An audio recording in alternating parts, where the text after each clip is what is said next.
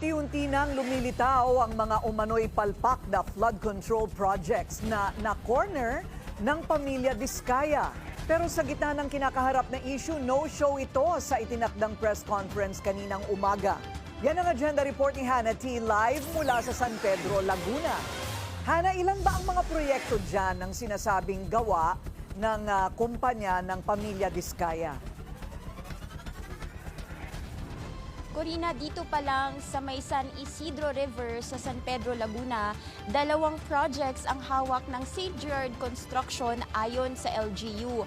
Yung isa dyan, tila tinipid daw sa materyales at itong pangalawa naman, hindi nakatulong sa pagtigil ng baha dito sa lugar. Ang dapat sana'y simpleng repair lang ng dike sa Santo Niño, San Pedro, Laguna na uwing perwisyo para sa mga residente. Around 2022, may inagos umano na backhoe, tumama sa dike at may nadamay na bahay.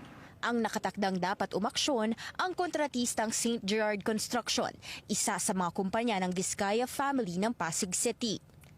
Dapat ayun lang i-repair nila.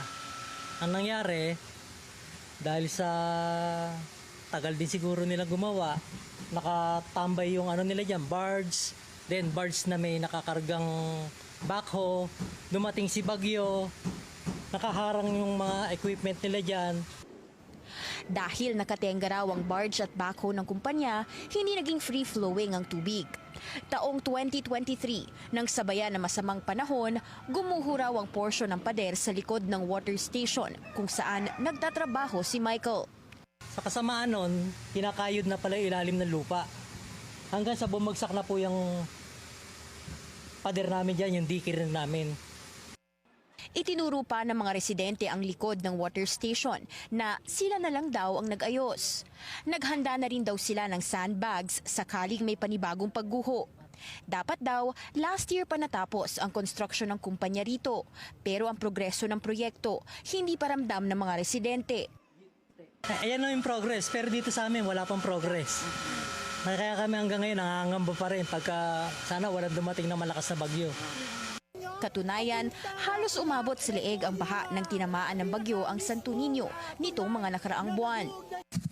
Yung dumating ang St. Gerard, wala din naman silang nagagawa din eh. Oo, nagbaon lang sila ng bakal dyan na inaasahan namin na mauumpisaan na yung riprap. Wala din. Until now.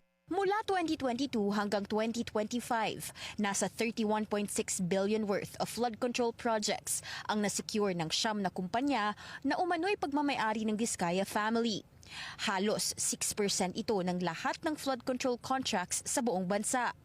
Kabilang sa mga ito ang Alpha and Omega na nakasungkit ng 7.5 billion worth of projects, St. Timothy na may 7.3 billion at St. Gerard na may 2.3 billion. Ayon kay Pasig City Mayor Vico Soto, lahat ng ito kontrolado ng Diskaya family.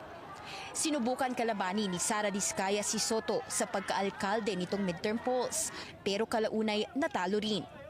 Nitong nakaraang linggo, mismong si President Bongbong Marcos ang nainis matapos makita ang isang 96.4 million peso flood control project sa Bulacan na palpak daw ang pagkakagawa. Ang kontratista rito, St. Timothy Construction, na konektado rin sa pamilya Diskaya. Sa 545 billion pesos na flood control projects, 100 billion lamang napunta sa ilang malalaking firms, habang mahigit 6,000 projects, wala ring detalye kung ano talaga ang naipatayo.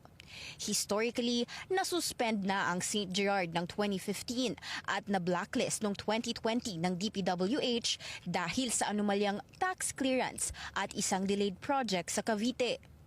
Habang nagiging sentro ng usapan ng mga proyektong hindi matino ang kalidad, ipinakita naman ng pamilya Diskaya ang kanilang yaman. Sa panayam ng Bilyonaryo News Channel, kina Sara at Curly Diskaya noong 2024, ipinagmalaki nila ang nasa 40 sa higit 100 luxury cars nila sa garahe. Kabilang ang mga brand na sila lang daw ang meron sa Pilipinas.